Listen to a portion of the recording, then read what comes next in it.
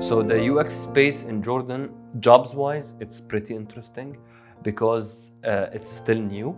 So you would have to go through being a junior, then you have to go being a senior, being a more, let's say, up the scale positions.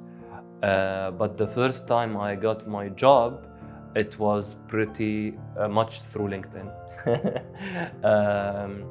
But because I have been almost for 2-3 years working as a freelancer, so my work was already out there. So some people saw my work and understood what I do, and they asked me to work with them. But it's not always the case unless you put yourself out there.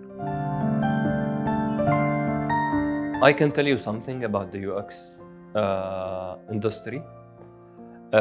It's not very different from other industries, or let's scale it down. It's not very different from what people say it is, which is UX design.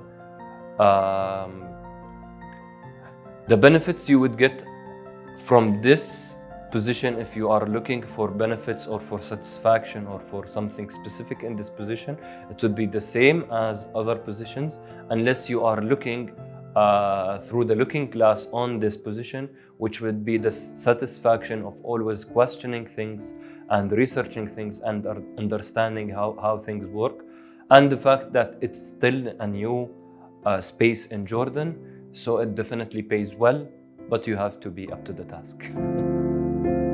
I can give you an advice about UX UI. It would be always question things. You're always wrong, and there is always a better answer. So you would need to research more, understand more, but you need to understand when to cross the line. That is enough research. There is always more research, but you need to understand that there is a line that you have to draw in sand to stop there and create a product that is, in a cliche way, perfectly imperfect.